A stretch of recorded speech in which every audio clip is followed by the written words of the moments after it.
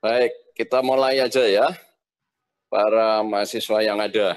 Selamat pagi.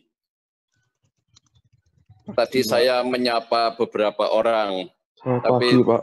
Ya, tapi tidak semuanya bisa tersapa ya, jadi sudah mulai banyak. Saya senang mahasiswa juga ternyata aktif ya. Ya, walaupun mungkin sebagian belum bangun ya, atau lupa barangkali ya.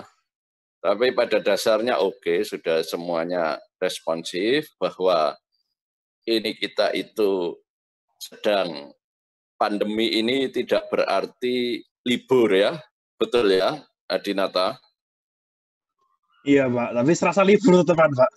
Serasa libur ya, tapi konsepnya tidak begitu kan ya? Iya, iya. Jadi bagi mahasiswa itu konsepnya adalah study from home, SFH. Artinya apa? Ya, dengan di rumah tetap bisa belajar. Ya memang macam-macam lah tergantung masing-masing orang. Ada yang merasa jadinya itu santai, tapi juga beberapa itu merasa loh tugasnya banyak gitu ya. Jadinya atau yang lain malah loh enak ini ya, karena fleksibel di rumah ya. Jadi tidak usah perjalanan ke Ubaya misalnya begitu ya. Ya tapi oke lah. Karena memang ini seperti ini di seluruh dunia demikian. Tidak hanya di Surabaya atau di Indonesia ya, tapi di seluruh dunia dengan keadaan masing-masing tentu ya. Jadi saya berharap sekalipun ini study from home, tapi mahasiswa tetap antusias ya. Kalian bisa memanfaatkan teknologi ya. Jadi googling, searching ya. Apa saja yang kalian perlukan. Termasuk juga kontak dosen ya. Bila mana kalian ada pertanyaan atau ya ingin menggali sesuatu. Nah, jadi upaya memberikan fasilitas tentu juga ya untuk online bagi mahasiswa, ya. Termasuk juga fasilitas untuk koneksi internet. Jadi itu dimanfaatkan para mahasiswa ya. Saya senang dengan mahasiswa biotek FTB ya, karena cukup antusias. Ya. Termasuk juga waktu ujian, waktu ada assignment tugas ya, itu ternyata dikerjakan dengan sungguh-sungguh. Ya. Taunya dari mana ya? Setelah saya ngoreksi, tahu ya. Jadi tugas-tugasnya itu juga tidak dikerjakan dengan asal. Ya memang kadang-kadang ada kendala sambungan internet dan sebagainya sehingga tidak bisa maksimal. Tapi itu semua ya bisa dipahami ya. Yang penting itu bahwa direspon dengan baik sehingga ketika saya periksa itu juga ternyata juga isinya lumayan. Walaupun mungkin ada yang singkat karena hambatan-hambatan dalam ya entah itu koneksi atau apa ya. Ya, baik. Jadi kita akan memulai kuliah dengan fitokimia. Ya, salah satu bagian dari kuliah kimia organik. Nah, nama fitokimia tentu mengandung arti kimia dari fito, dari tanaman. Ya. Jadi fitokimia adalah kimia dari tanaman. Nah, kebanyakan yang diasosiasikan dengan fitokimia itu adalah metabolit sekunder. Ya. Atau kalau bahasa Inggris itu disebut natural product, produk natural. Kebanyakan asosiasinya seperti itu, fitokimia ya. Nah, padahal kimia tanaman itu tidak hanya metabolit sekunder atau natural product tadi ya, tetapi juga ada yang kita sebut metabolit primer. Nah, tapi metabolit primer itu adalah sesuatu yang umum ya, sehingga ya kalau kita ngomong produk natural, natural product itu asosiasinya biasanya ke metabolit sekunder. Ya, baik. Jadi kalian sudah mempelajari beberapa struktur dasar dari kimia organik ya. Jadi ini kita lebih banyak ngomong tentang kaitan dengan tanaman, dengan kesehatan, dengan pangan. Ya, jadi kalau lihat itu gambar apa itu? Daun, ya, berwarna merah, hijau dan sebagainya. Nah, ini kalau kita melihat seperti ini, tentu ini menarik ya dari sisi tanaman.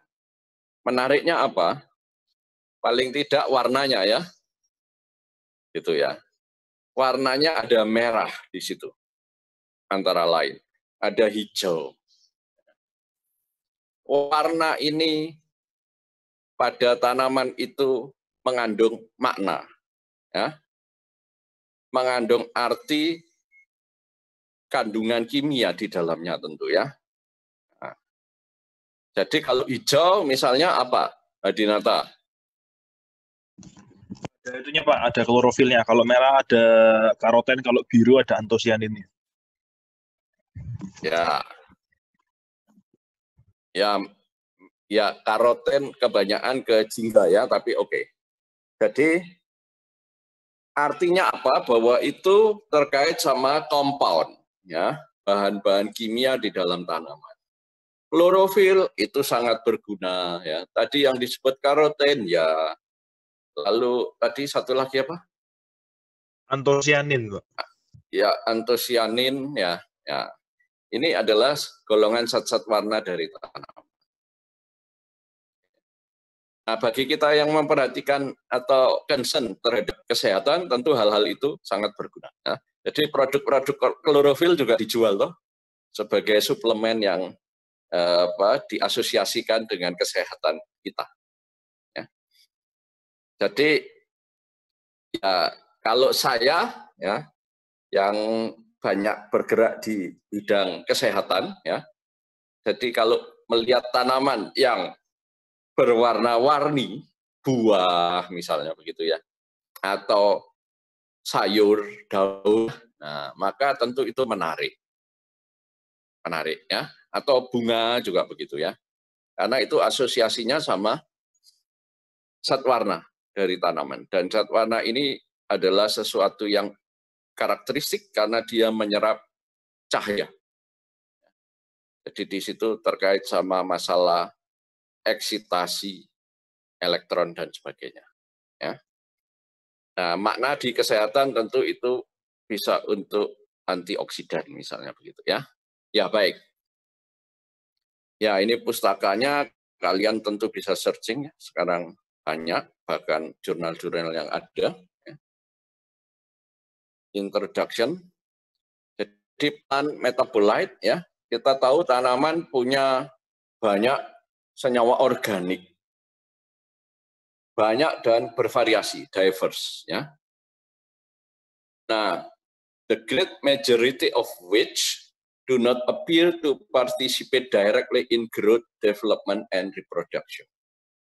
Jadi kebanyakan, maksudnya yang bermacam-macam itu, gitu ya, itu kebanyakan tidak terkait secara langsung dengan pertumbuhan, perkembangan atau reproduksi dari tanaman.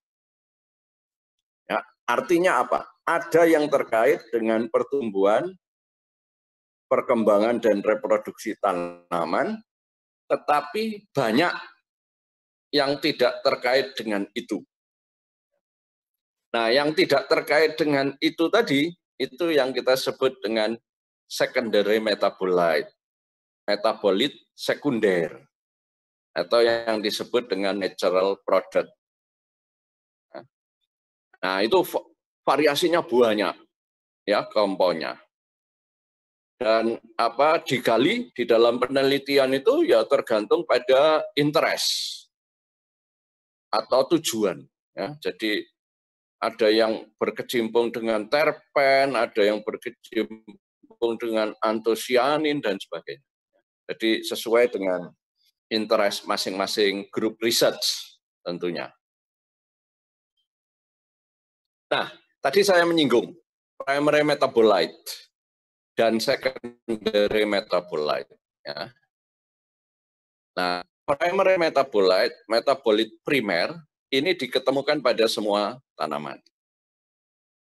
Karena dia menjalankan apa? Fungsi atau peranan metabolisme. Jadi dia terlibat dalam pertumbuhan, perkembangan, dan reproduksi. Karena itu dia ditemukan pada semua tanaman. Walaupun secara genetik masing-masing tanaman itu berbeda ya. Nah, tetapi karena dia ini merupakan senyawa yang esensial ya dan terlibat langsung dalam pertumbuhan, perkembangan, dan reproduksi, maka metabolit primer ini ada di semua tanaman. Nah, kebanyakan terkonsentrasi di seed ya, biji ya, dan juga vegetative storage organ. Nah, jadi organ-organ penyimpanan vegetatif dipakai untuk physiological development because of their role in basic cell metabolism. Ya. Nah, itu kita lihat gambar di situ ya. Oh, ada jagung, ada kacang, ada ketela pohon ya. Nah, ini kita kenal semuanya ya mengandung apa? Tepung. Ya. Amilum. Ya. Nah, tepung atau amilum.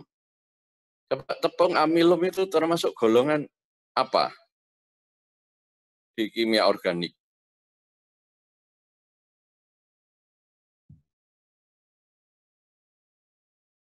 Dindava. Ya, Pak. Ya, tepung atau amilum itu termasuk golongan apa di kimia organik? Karbohidrat. Karbohidrat, ya. Karbohidrat yang mana?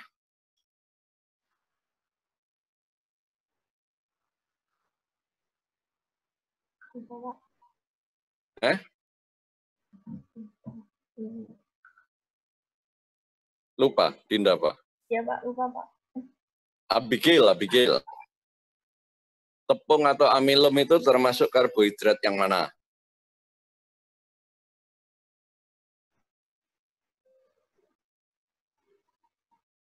Abigail sedang memperhatikan? Ya, Pak. Nah, jadi pertanyaan saya apa, Abigail?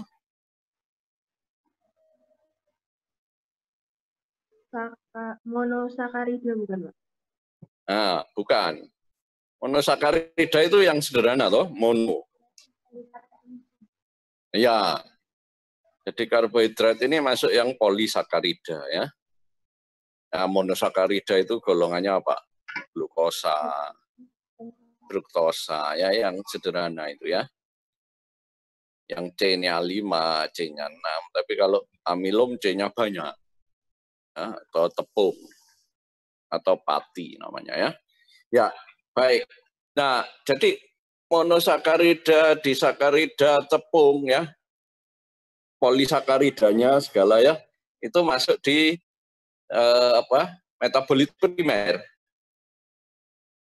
Gitu ya. Ya, Abigail, begitu ya. Jadi tepung-tepung, gula itu masuk di metabolit primer. Nah, kita tahu biasanya kalau seperti ini ya barangnya tersedia banyak itu ya. Jadi kalau beras dari tanaman padi ya, ketela pohon dan sebagainya ya itu biasanya melimpah. Artinya jumlahnya banyak ya. Jadi kita biasa membeli berkilo-kilo.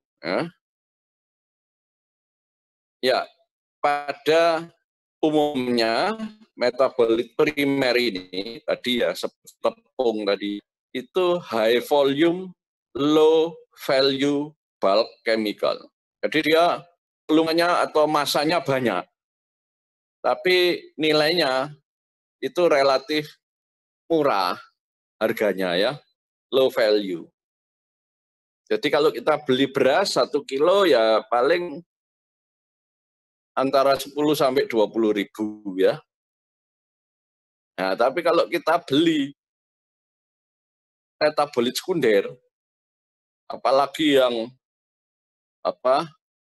sedikit diproduksi oleh tanaman, waduh, 1 kilonya bisa puluhan juta atau ratusan juta. Jadi kalau yang metabolit primer ini karakteristiknya ya volumenya banyak, ya, murah harganya. Kebanyakan dipakai di industri sebagai raw material ya, bahan baku food atau ya beberapa mungkin food additif. Tapi food additif juga kebanyakan berada di bagiannya metabolit sekunder. Ya, contoh dari metabolit primer itu vegetable oils, minyak-minyak tanaman, ini golongan apa? Lemak atau minyak. Ya. Fatty acid, ya. Jadi asam-asam lemak dipakai untuk buat sabun, deterjen gitu ya. Itu dulu masih lazim ya kita memakai dari tanaman, asam-asam lemak. Lalu juga tadi yang disebut tadi ya, Abigail sama Divanda tadi ya. Ya, karbohidrat ya. Jadi sukrosa, amilum, pektin, selulosa. Ya ini adalah metabolit primer. Lalu metabolit sekunder, secondary metabolite. Dia tidak berpartisipasi langsung dalam pertumbuhan, perkembangan, reproduksi. Nah, distribusi berbeda di antara grup-grup tanaman, taxonomic group. Ya. Nah, dia fungsinya bukan untuk pertumbuhan, perkembangan, reproduksi, tapi untuk macam-macam. Contohnya untuk herbivore deterrence. Jadi dia untuk melindungi diri dari dikonsumsi oleh herbivora, misalnya ya. Jadi kita ini fenomena yang baik untuk diamati ya, kalau kita lihat ya. Jadi bagi mahasiswa yang punya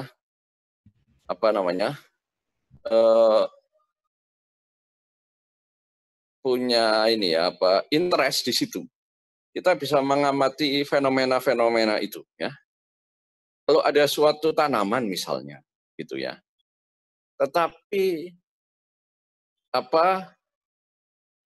misalnya kambing atau ayam atau ya kelinci ya, itu tidak mau makan daun-daunan itu, padahal yang lain itu biasanya dimakan, maka artinya apa?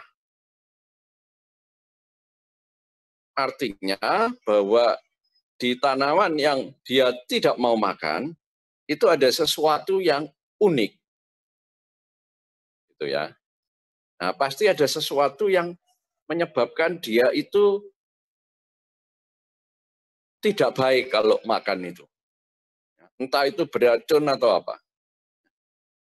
Nah, kecuali kalau dia makan terus jadi mati ya, memang itu juga sesuatu yang bisa kita lihat gitu ya. Bahwa ternyata ada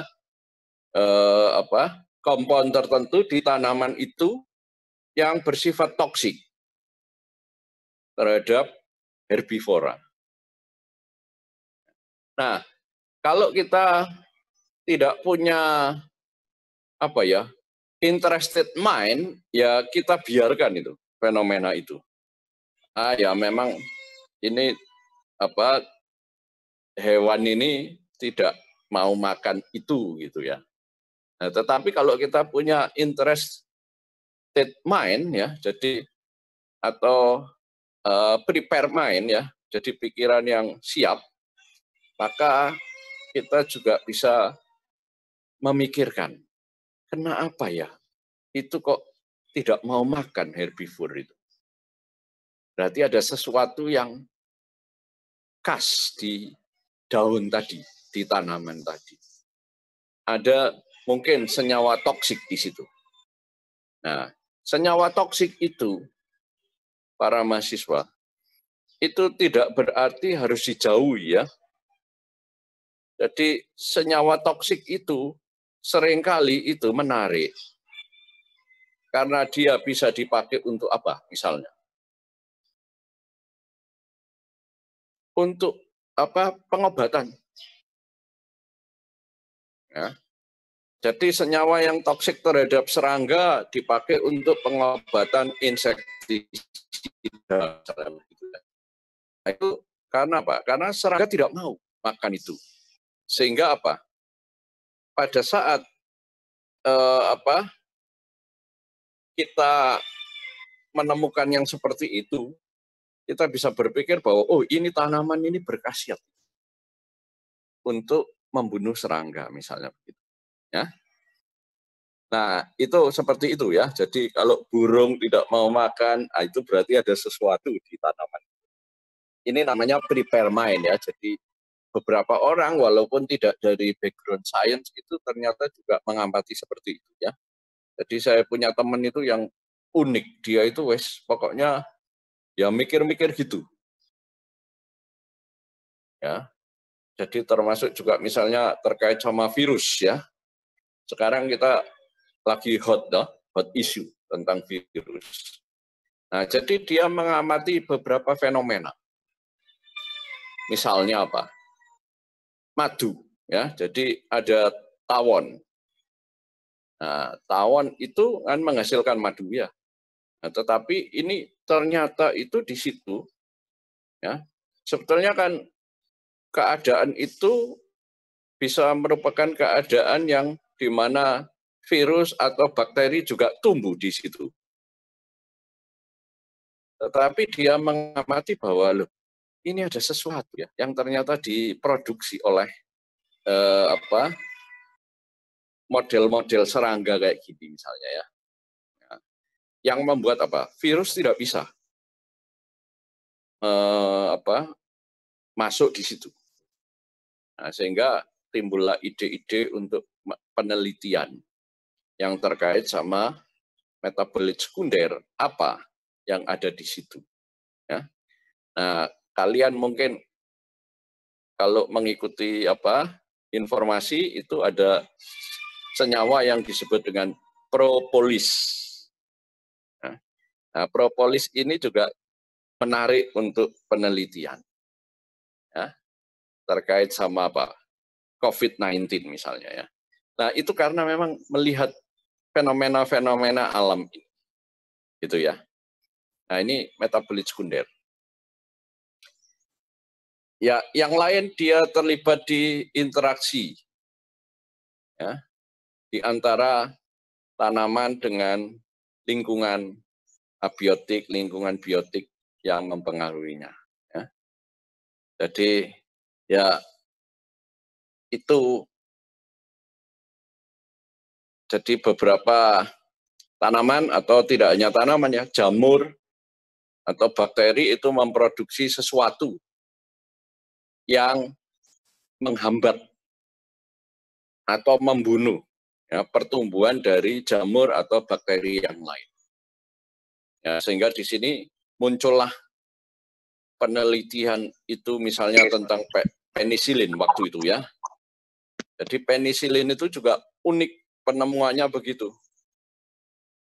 Jadi waktu permulaan itu si peneliti ini melihat loh, kalau ada jamur ini kok tidak ada mikroorganisme lain yang bisa tumbuh di dekat jamur ini. Nah, maka waktu itu ketika terjadi infeksi-infeksi, maka dicobalah ekstrak dari tanaman dari jamur tadi ya. Nah, ternyata itu bisa berkhasiat sebagai antibiotik. Ya, ini peran dari metabolit sekunder.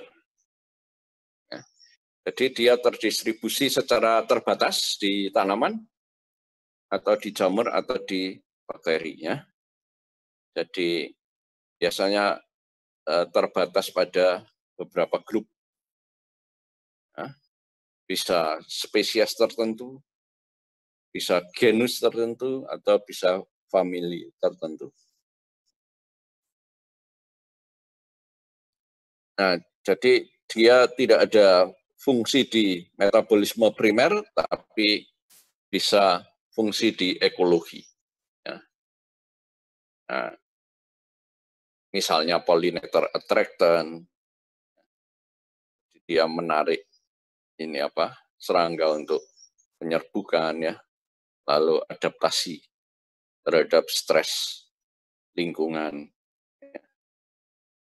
Chemical defenses against organism, tadi disinggung misalnya apa, insek, ya, atau mungkin mikroorganisme, atau mungkin predator yang lebih tinggi, atau mungkin juga tanaman yang lain.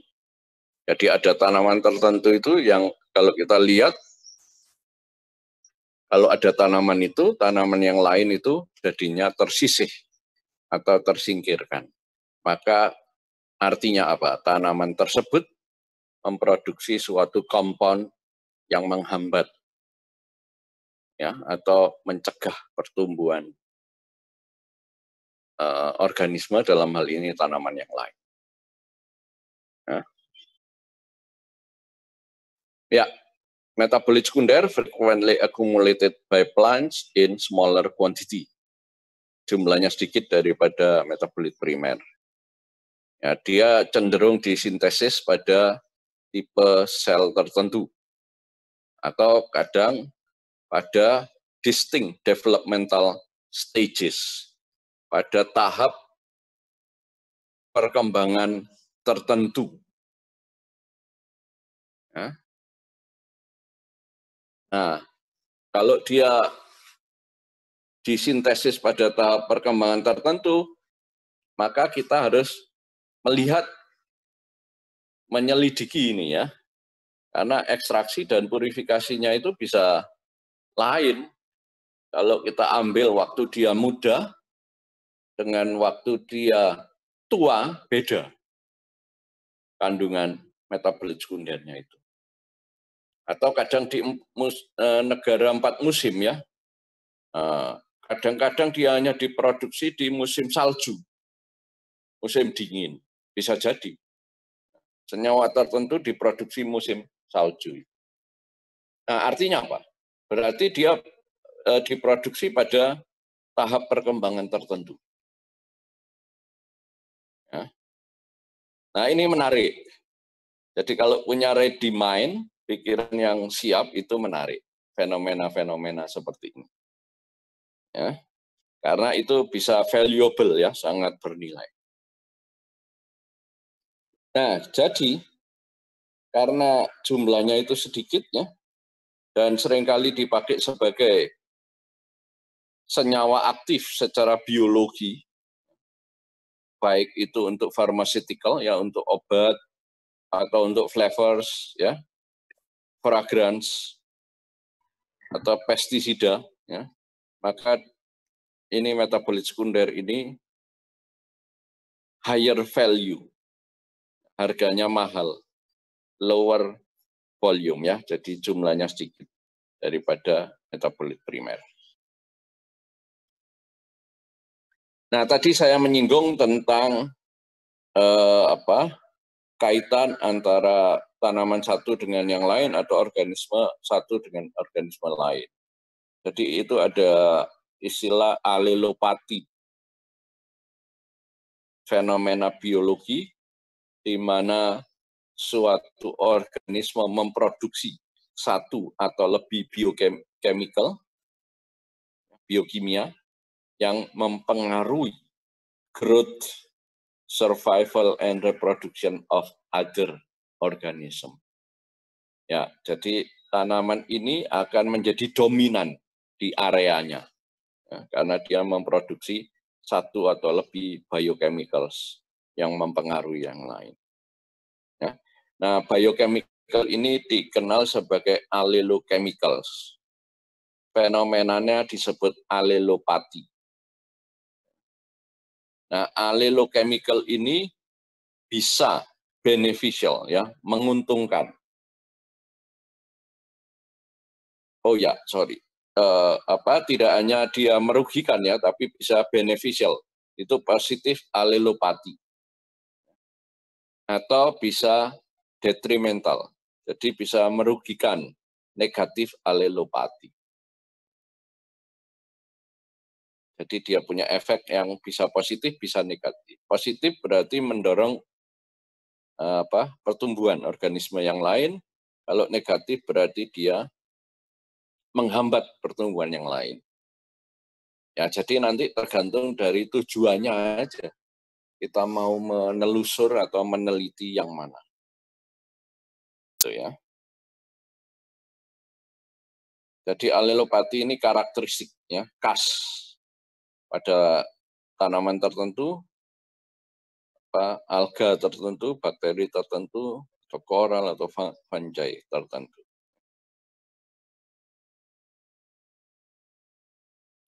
Nah, allelopati dalam ekologi ini penting karena dia akan menentukan distribusi spesies. Spesies ini bisa tumbuh di lingkungan apa saja, di lingkungan bersama dengan tanaman apa saja. Jadi dia menentukan spesies distribution, juga menentukan abundance. Jadi seberapa banyak ya, di antara komunitas tanaman itu, tanaman tertentu ini ya. Jadi ini also thought to be important in the success of many invasive plant. Jadi tanaman-tanaman invasif. Jadi tanaman yang dominan ya. Jadi tanaman yang dominan ini ya menarik. Berarti dia memproduksi sesuatu itu yang menghambat tanaman lain. Ya. Jadi ada sesuatu ya, di situ. Ini pasti terkait sama metabolit sekundernya.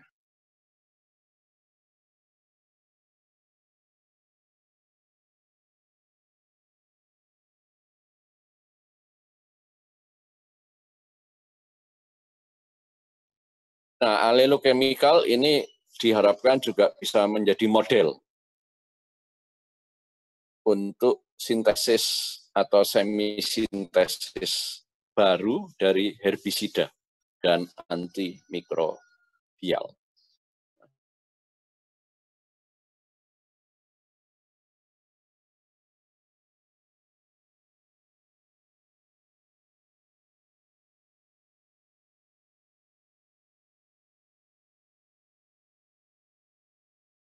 Atau semi-sintetik.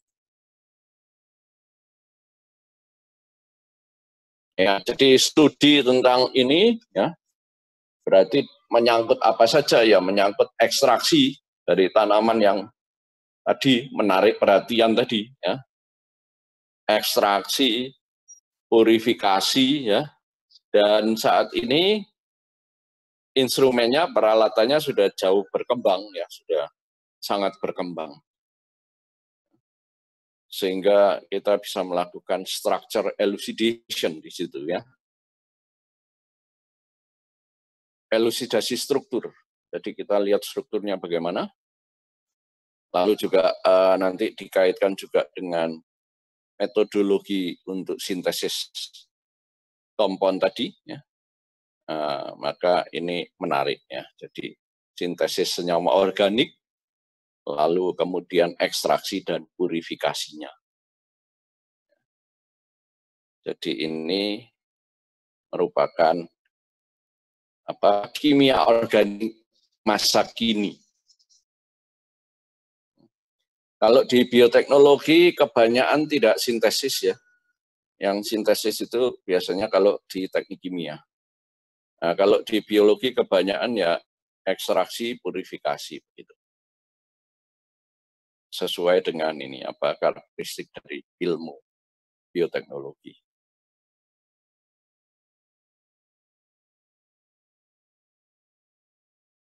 Nah, kadang-kadang, ya, ini slide berikutnya ini menceritakan bahwa kadang-kadang kita tidak gampang membedakan ini metabolit primer atau metabolit sekunder gitu ya.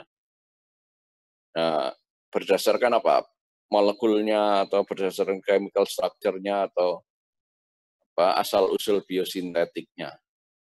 Kadang-kadang kita tidak bisa membedakan itu. Contoh ini ya, itu senyawa yang disebut dengan terpen, diterpen, triterpen gitu ya. Nah, kadang-kadang itu dia juga bisa berperan dalam pertumbuhan perkembangan.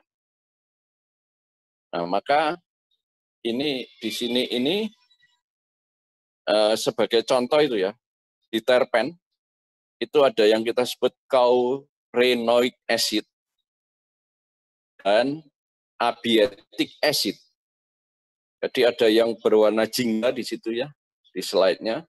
Ada yang berwarna merah.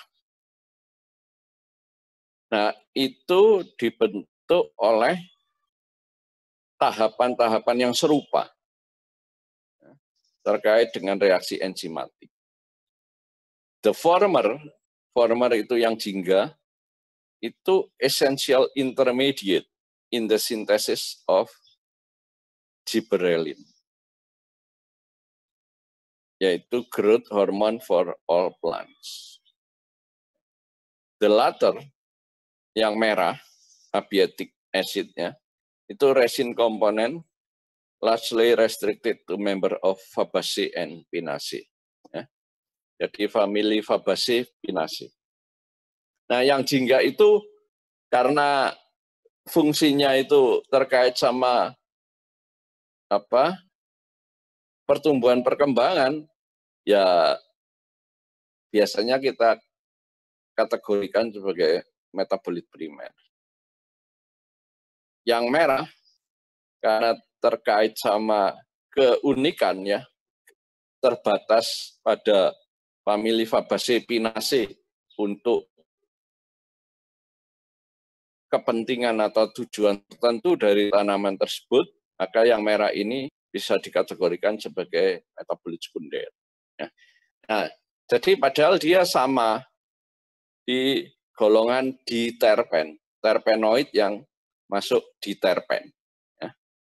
Tetapi yang jingga itu kita kategorikan sebagai metabolit primer, yang merah sebagai metabolit sekunder.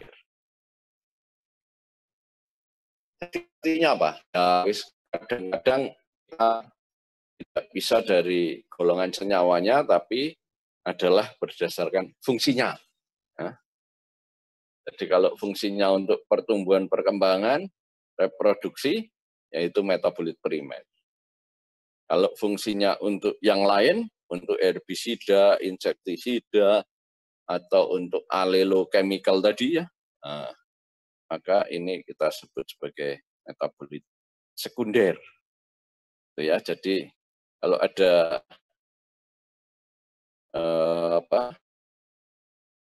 persoalan itu ya kembali kepada fungsinya. Nah, ini beberapa contoh yang lain. Jadi prolin di sini sama ya, warnanya jingga itu metabolit primer, lalu pipecolic acid itu adalah natural product metabolit sekunder. Lignin, lignin kayu-kayu ini ya, itu ya lebih digolongkan sebagai natural product metabolit sekunder daripada metabolit primer. Ya, jadi artinya apa? Kembali kepada fungsinya, bukan strukturnya. Ya, ini tadi ya,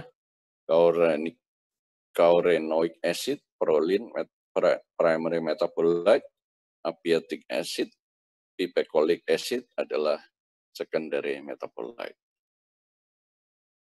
Jadi kalau tidak ada valid distinction, pembedaan yang valid berdasarkan struktur, maka kita berdasarkan fungsi. Jadi metabolit primer pada metabolisme esensial, pertumbuhan, perkembangan, dan reproduksi. Metabolit sekunder itu atau natural product itu terkait sama interaksi ekologi antara tanaman dengan lingkungannya.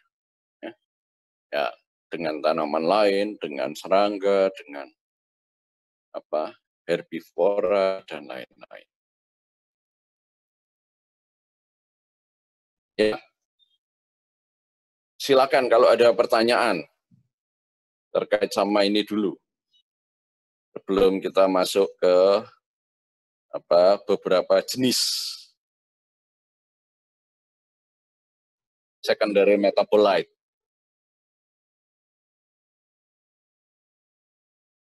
Ada pertanyaan kah?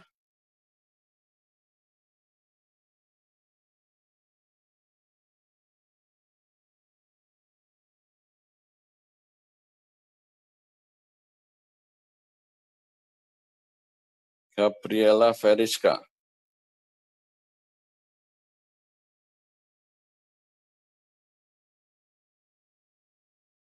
Ada, Gaby?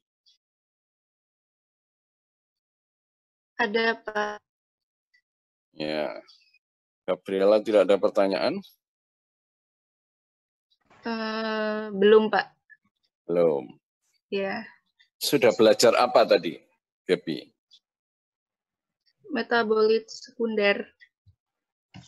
Dan primer, ya? Iya. Jadi bedanya apa yang ditangkap tadi?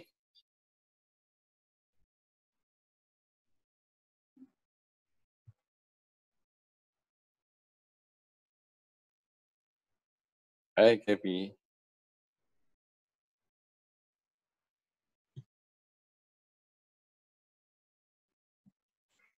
Loh, terputus ya, Gabriela? Kenapa, Pak? Iya, ini sinyalnya agak-agak. Oh, sinyalnya kurang baik ya? Ya, saya juga kadang-kadang gitu. Jadi saya tadi menanyakan untuk review Gabriela. Saya tadi menjelaskan sedikit panjang lebar ya tentang metabolit primer dan metabolit sekunder. Beda prinsipnya apa? Kalau sekunder itu tidak berkaitan dengan pertumbuhan. Kalau primer itu perkembangan, pertumbuhan, sama reproduksi. Ya, terus yang lain?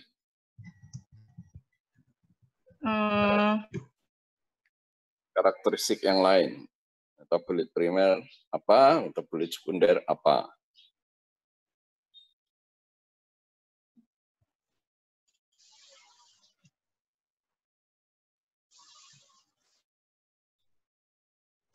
Sebentar, Pak. Oh ya. Atau tunjuk yang lain aja, Gaby. Tidak apa-apa kok, kamu sudah jawab satu loh. Oh iya. Atau mau lanjutin, silakan. Oh, enggak, nunjuk yang lain aja. Yang lain, ya. Iya. Belinda.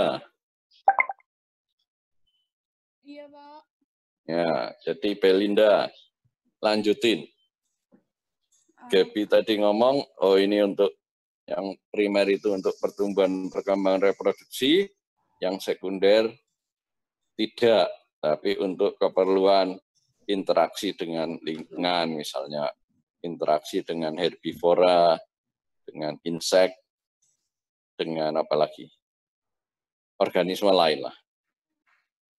Ya. Terus, apalagi Belinda? Kalau metabolit primer itu di semua tanaman yang menjalankan, kebanyakan terkonsentrasi pada biji dan organ vegetatif yang diperlukan. Sedangkan kalau metabolit sekunder itu jumlahnya lebih banyak dan tidak berhubungan langsung dengan pertumbuhan perkembangan reproduksi. Fungsinya untuk melindungi diri dari organisme herbivora misalnya. Metabolit sekunder itu maksudmu banyak itu apa? Apanya, Pak? Tadi ngomong banyak metabolit sekunder. Nggak ada, Pak, bilang banyak.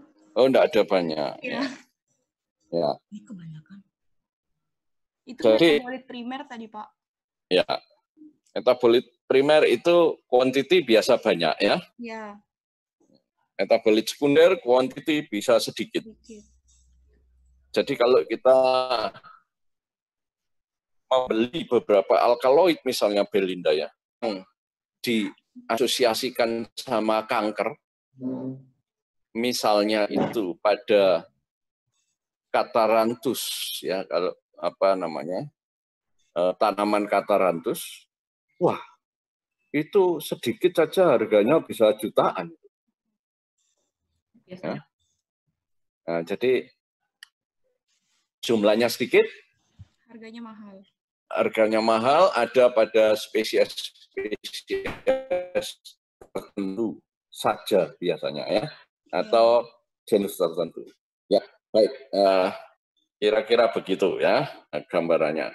Lalu kita masuk secondary metabolite atau natural product tadi ya.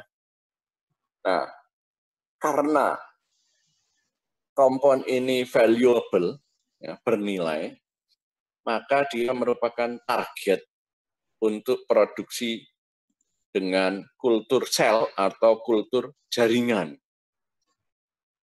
Kultur jaringan tanaman. Ya.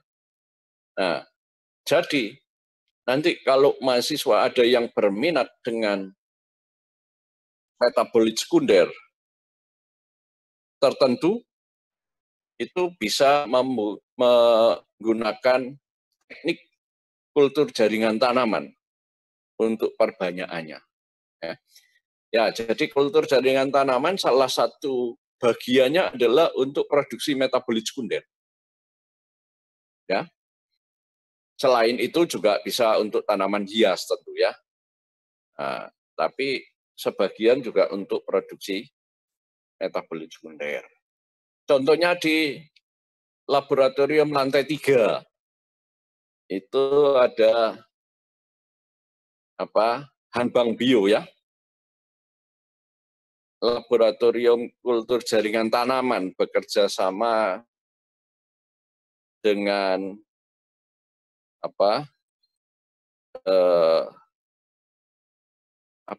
Bintang 7 ya, Kalbe Pharma ya. Jadi itu untuk produksi metabolit sekunder.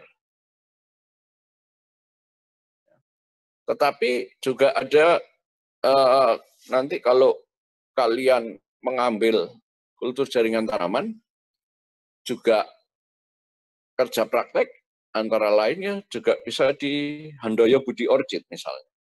Itu memakai kultur jaringan tanaman untuk tanaman hias antara lain ya. Tetapi beberapa anggrek tertentu itu juga dimanfaatkan untuk bahan obat metabolit sekunder di dalamnya. Ya, bisa. Jadi untuk tanaman hias, untuk bahan obat bisa. Nah, beberapa yang disebutkan di sini ya untuk target dari kultur jaringan tanaman, naftoquinone, pigmen sikonin. Nah, ini pigmen ya. Jadi ini sudah dikembangkan dengan kultur jaringan tanaman. Ginseng, biomass, ya seperti lab lantai 3. Tembakau. Ya, tembakau ternyata juga merupakan komoditi yang laris dijual ya, sehingga juga diproduksi pakai kultur jaringan tanaman juga. Ya, tembakau tidak hanya untuk ini ya, rokok ya. Karena dia juga sebetulnya metabolit sekunder di situ juga bisa dimanfaatkan. Siapa yang suka hiking? Ada? Naik gunung, jelajah hutan, ada enggak dari angkatan ini? Tidak ada. Nah, kalau ada, itu seringkali juga memakai ini. Ya. Jadi kalau khawatir digigit oleh lintah, waktu nerobos-nerobos di hutan, maka antara lain itu kulit diolesi dengan rokok atau tembakau ya. Nah, karena dia toksik. Jadi lintah tidak mau menggigit. Ya. Itu. Jadi itu untuk mencegah ya. Mencegah dari gigitan lintah. Karena ada senyawa toksik di situ. Ya, lalu digoksin. Ya, ini biasa dipakai untuk pengobatan jantung. Ya. Geraniol, ini minyak atsiri juga ya, yang juga gunanya banyak ya, sinamoil, putresin, rosmarinic acid. Nah, ini sudah diproduksi dengan kultur jaringan tanaman. Nikotin, piretrin, bisa untuk pestisida.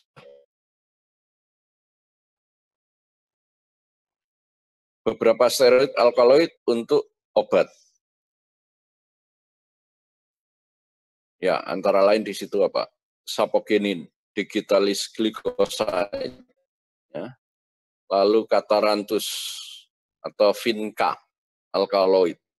Ini tadi yang saya ngomong ya, jadi alkaloid dari katarantus. Jumlahnya sedikit di katarantus ya.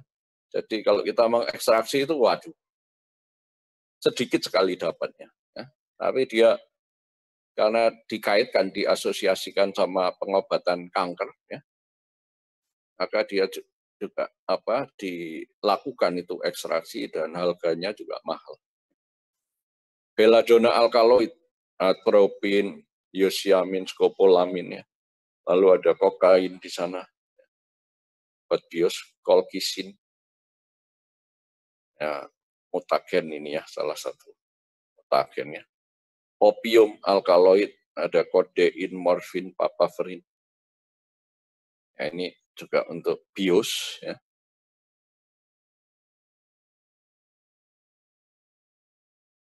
Kalau batuk-batuk dan sangat mengganggu, itu kadang-kadang dikasih resep kodein ya, tenang supaya bisa tidur ya, enggak batuk-batuk terus.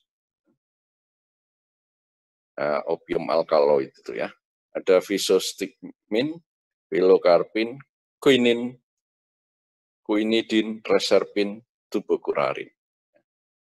Nah, ini kalian bisa search tentu ya. Ini itu biasa dipakai untuk apa saja. Quinin sudah banyak terkenal ya. Juga dikait-kaitkan sama COVID.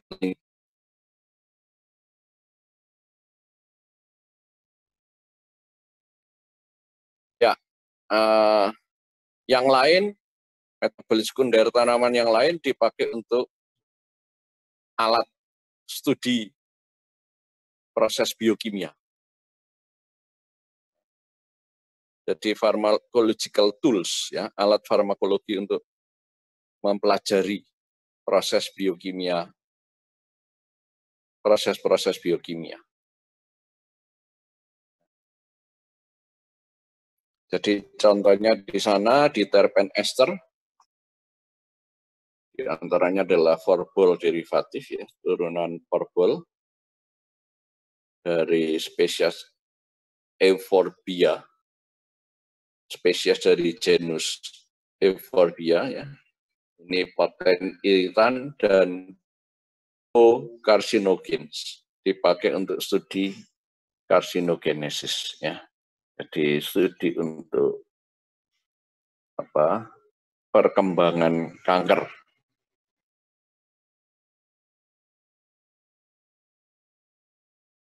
Ya, kebanyakan natural product dari metabolite punya struktur yang kompleks.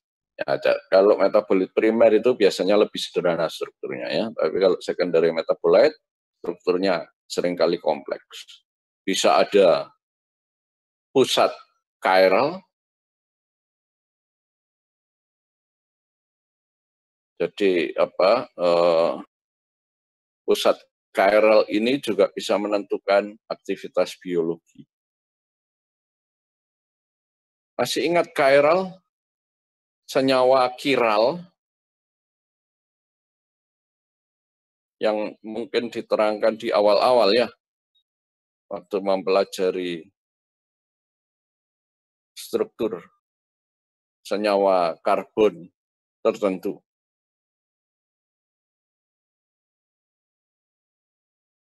Apa yang mau ditanyai? Amanda. Iya, Pak.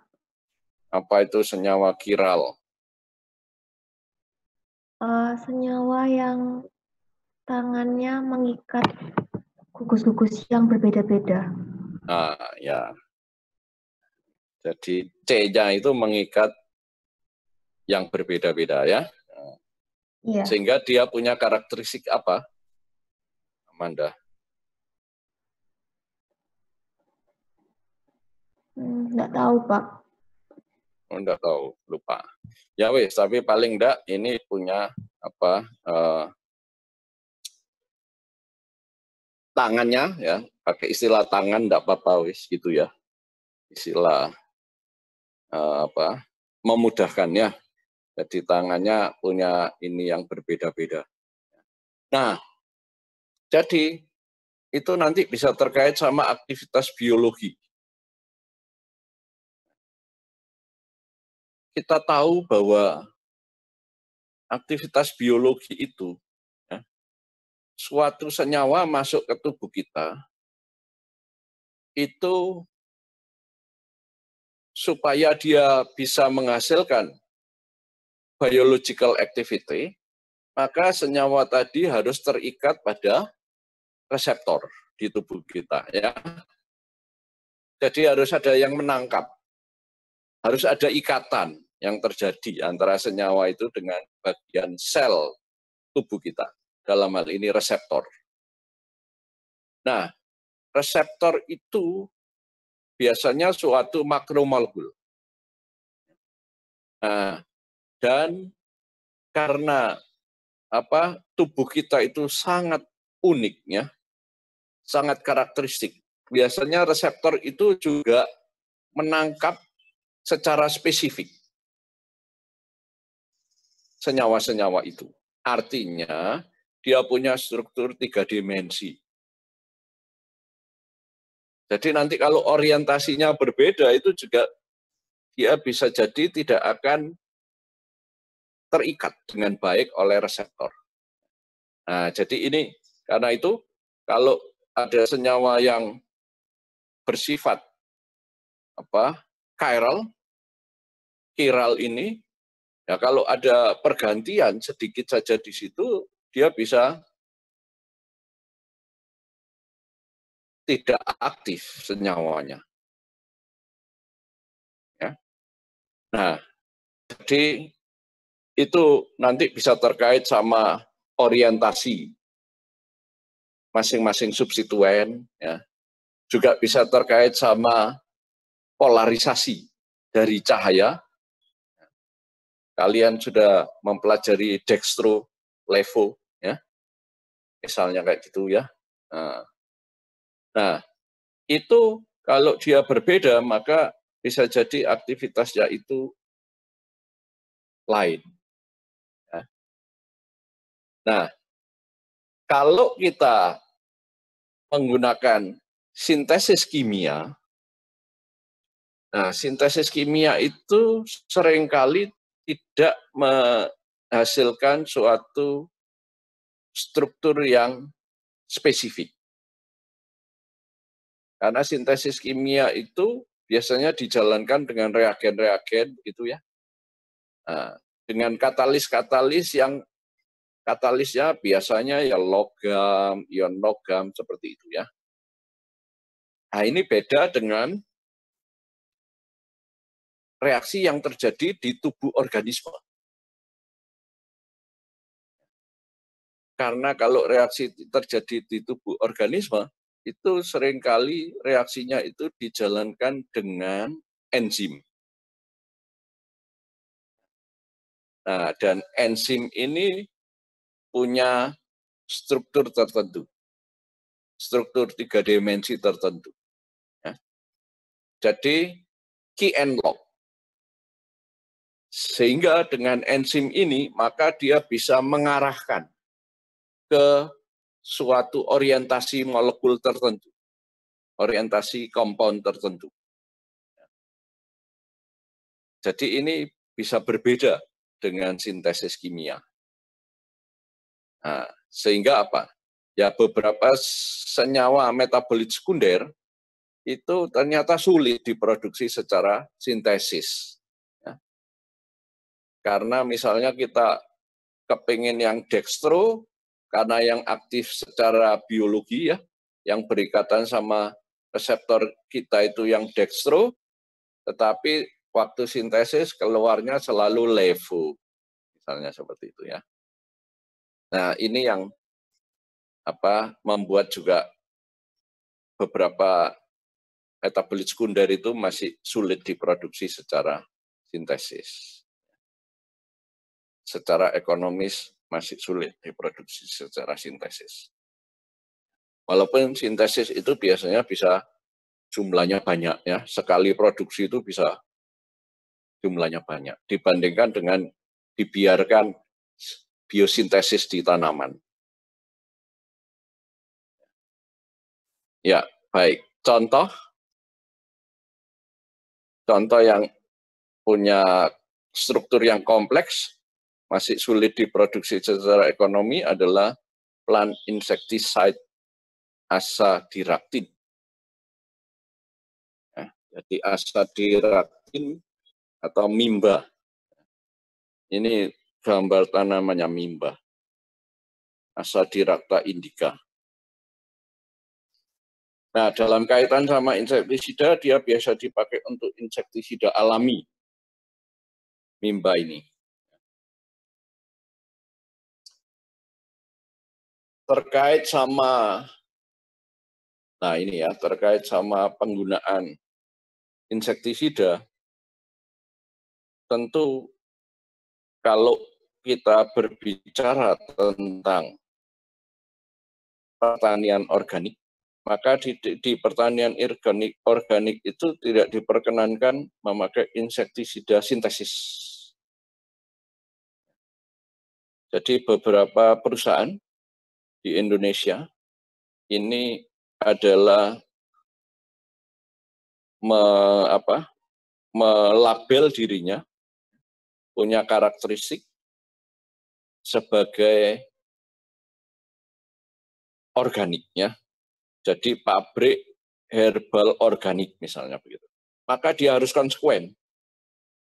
Tidak memakai insektisida sintesis, tetapi insektisida yang digunakan adalah insektisida alamiah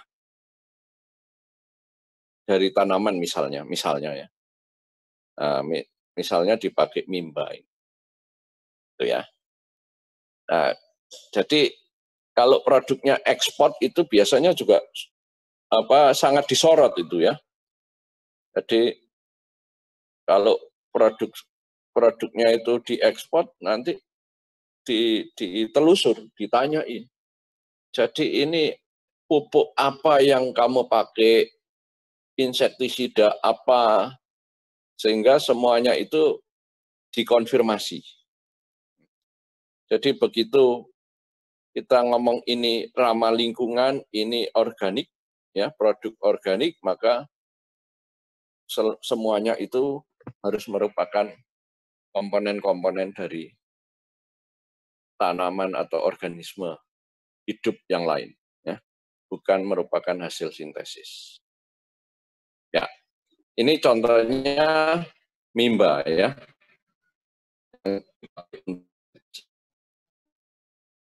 Nah, beberapa yang lain dipakai untuk beverage. Ya. kopi, kokoa, ya. Jadi bisa untuk flavor, untuk aromanya. Selain dia punya aktivitas farmakologi, ya, kopi itu juga dipakai di kedokteran untuk stimulan dari sistem saraf pusat.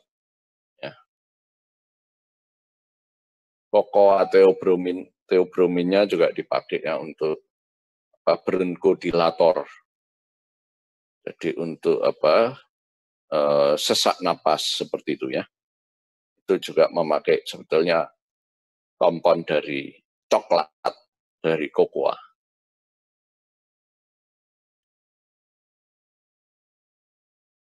Kopi mengandung apa? Kafein ya. Siapa yang mau ditanya ini? Bintang Toru.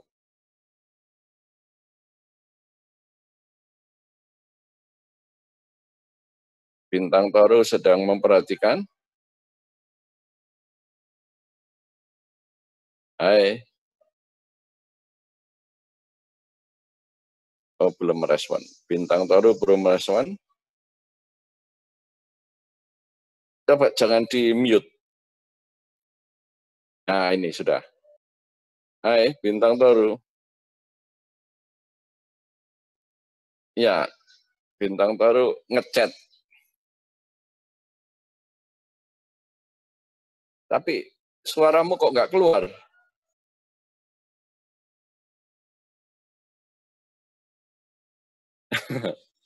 Ya, suara belum keluar.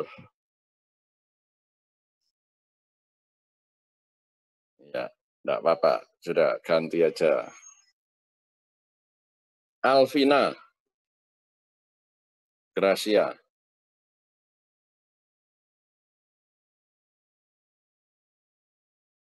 Alvina mengikuti?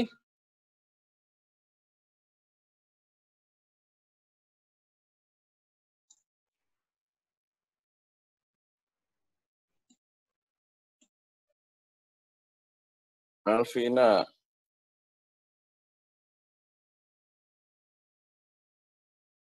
Alvina tidak merespon masih. Ada gangguan koneksi kah? Karisa aja, Karisa Wira. Iya, Pak. Jadi Karisa, kopi, tanaman kopi, biji kopi, itu mengandung kompon apa? Kafein. Kafein. Nah, kafein itu ya biasa dipakai untuk ini ya, Karisa, untuk minuman toh, kopi toh. Jadi kan produk kopi kan banyak Karisa ya. Iya, Pak. Di Indonesia ini termasuk juga banyak varian kopi. Di samping itu di Malaysia ya, kalau kita pergi ke Malaysia itu banyak Karisa, kopi-kopi itu. Bahkan mereka pakai kopi-kopi nama daerahnya ya. Dan itu terkenal di dunia. Nah, selain minuman dipakai untuk obat, kafein itu, Karisa. Ya. Tadi saya sudah nyinggung ya. Untuk apa tadi kafein?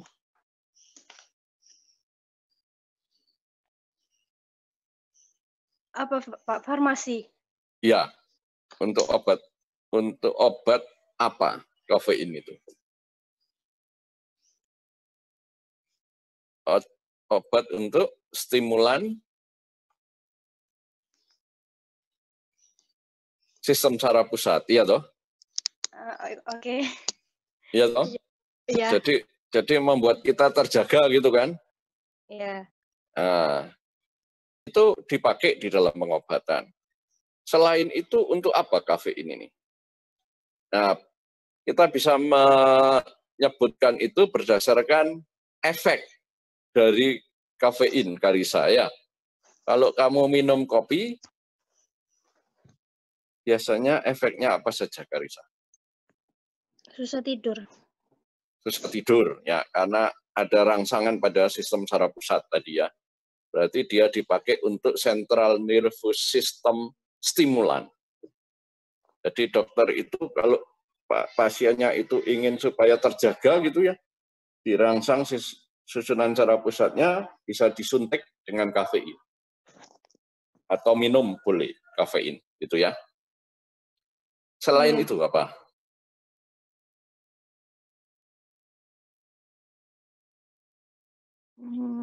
Kadang kalau kebanyakan ngerasa deg-degan gitu, Pak. Deg-degan ya. Ini jantung ya, memacu jantung. Oke, antara lain itu efeknya. Efek yang lain. Kalau minum kopi itu menjadi sering kencing apa enggak, Karisa?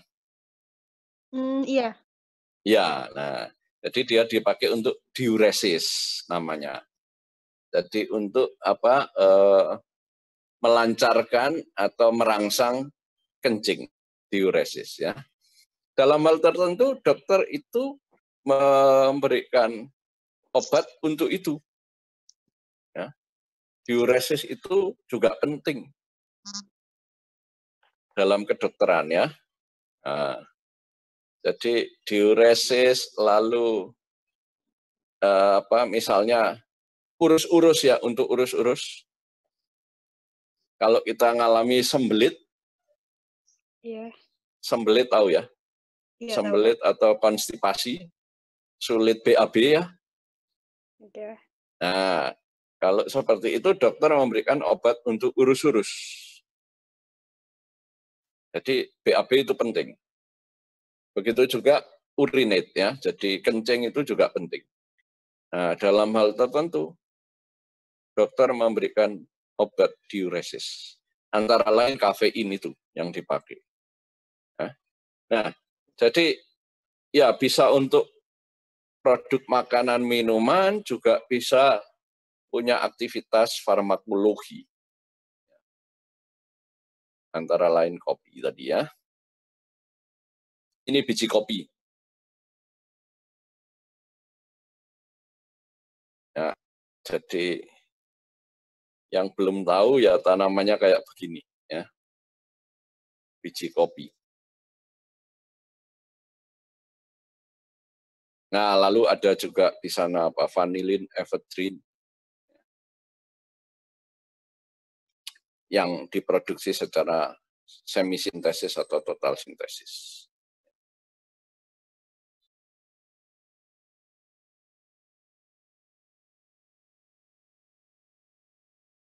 Ya, beberapa dipakai untuk obat tadi ya, tapi juga untuk senyawa model.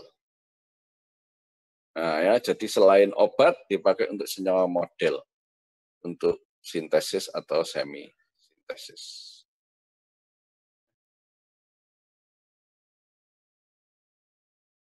Jadi beberapa analgesik di situ, meperidin, pentasoksin, propoxifen, ya, itu semua merupakan obat analgesik sintetis yang asalnya itu dari model senyawa tanaman, yaitu morfin dan kodein. Morfin dan kodein. Jadi morfin, kodein ini untuk obat bius ya. Itu asal-usulnya dari tanaman. Ya.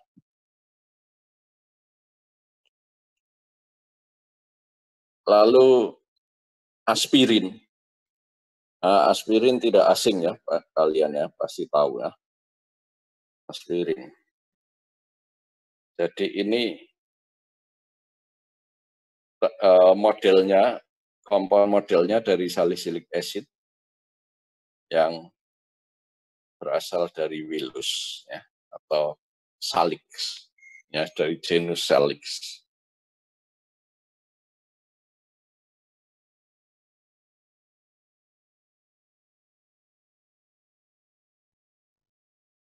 Nah, begitu juga ada tanaman-tanaman yang dipakai untuk apa ya, untuk target dalam anti neoplastik ya, untuk pengobatan kanker, kemoterapi. Itu antara lain dari podofilum. Jadi dia diasosiasikan dengan treatment kanker testis, kanker paru-paru, leukemia, dan limfoma. Jadi ini dalam penelitian juga ini ya. Beberapa itu mengembangkan untuk memproduksi podofilin, nama komponennya itu di tanaman filum ya. Beberapa penelitian itu menyisipkan gen, ya, menyisipkan gen yang diperoleh dari asal-usulnya dari tanaman podofilum itu kepada sistem bakteri. Sehingga nanti diharapkan bakterinya itu akan memproduksi podofilin. Nah, ini karena sangat bernilai kompon ini ya. Nah, ini menjadi salah satu penelitian di dunia. Ya. Cloning bakteri untuk menghasilkan podofilum. Ya, dari gen tanaman itu ya, asal-usulnya. Ya, jadi kita melihat bahwa metabolit sekunder ini karena sangat bernilai, maka orang mencoba untuk melakukan secara semi-sintesis, bisa juga sintesis, ya, atau bisa juga cloning dengan mikroorganisme. Ya, ini podofilum peltatum. Saya tahu persis karena ini yang salah satu yang mengerjakan penelitian itu di Belanda. Jadi saya juga pernah bekerja satu laboratorium dengan peneliti ini, di peneliti podofilum itu ya. Ya. Lalu juga ada skeletal, massa relaksan ya. Misalnya Atracurium basilat. Nah, ini terkait sama curare alkaloid.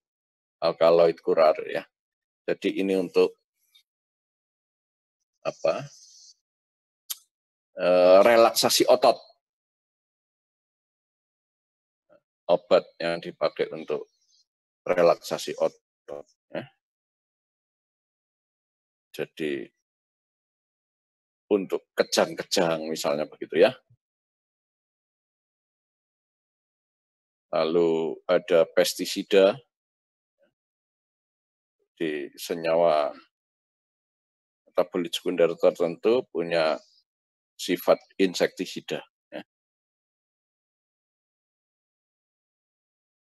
Ada piretrin, rotenoid, dan alkaloid di sana. Piretrin ini dari piretrum, ya, bunga matahari. Bisa dipakai untuk insektisida. Nah, memang terkait sama natural product itu kita terkait sama kestabilan ya, sehingga perlu dipikirkan bagaimana cara untuk membuat stabilitas dari natural product. Jadi bisa ditambah antioksidan, stabilizer, dan lain-lain. Nanti bisa kalian baca di situ. Nah, jadi ada insektisida dari tanaman yang dipakai. Terus ini sekedar info tentang produksinya. Jadi beberapa itu dipakai untuk skala produksi. Jadi ada marketnya.